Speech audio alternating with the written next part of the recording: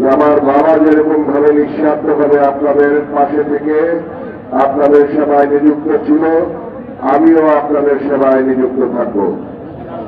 এবং আজকে এই যে মাসব্যাপী গণস্থানের আয়োজন, এটা গত বছর আমি উদ্যোগ নিয়েছিলাম।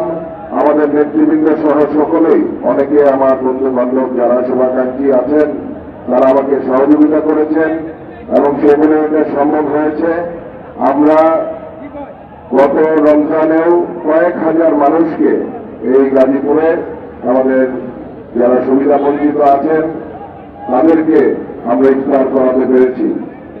এবারও আমাদের একইভাবে এই মাহে রমজানে আজকে প্রথম রোজায় আমরা শুরু করেছি এই রাজবাড়ী ঐতিহাসিক মাঠ থেকে।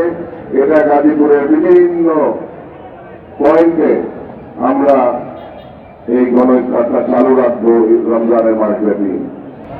এবং আপনারা আমার জন্য দোয়া করবেন যেন এই আয়োজন আরো বড় পরিসরে আগামীতে আমি করতে পারি এবং আপনাদের সেবায় যেন আমি কাজ করতে পারি। জনগণের যে সকল সমস্যাগুলো আছে, গাজীপুরের মানুষের যে সকল সমস্যাগুলো আছে, সেগুলো নিয়ে যেন আমি কাজ করতে পারি। আমরা যেটা করি গাজীপুরের বিভিন্ন মূল পয়েন্টে, যেমন আজকে গাজীপুর ঐতিহাসিক রাজবাড়ী মাঠে এখানে এক সপ্তাহব্যাপী থাকবে। তারপর আবার আমরা টঙ্গী একটা জোনে করব, গাছাতে করব, কাউলতিয়াতে করব, এরকম বিভিন্ন জায়গায়। গতবার যেরকম আমরা 6টা-7টা পয়েন্টে করেছিলাম, এবার আমার উদ্দেশ্য হচ্ছে গিয়ে যে গাজীপুর মহানগরের বিভিন্ন পয়েন্টে আমরা আমাদের যেন সুবিধা বঞ্চিত মানুষ, সাধারণ মানুষদেরকে সাথে নিয়ে একবেলা ইফতার তারা করতে পারে। আপনাদের রনি ভাই, তিনি তার বাবার মতো একটা দৃষ্টান্ত ক্রিয়েট করতে চান গাজীপুরে। আমার শ্বশুর প্রফেসর এম এ মান্নানের কাছে সব মানুষ একই ছিলেন, ধনী গরিব ধর্ম বর্ণ নির্বিশেষে।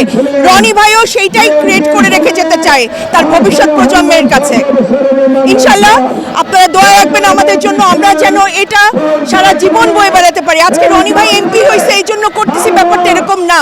আল্লাহ যেন সেই তৌফিক আমাদেরকে দেন সব সময়।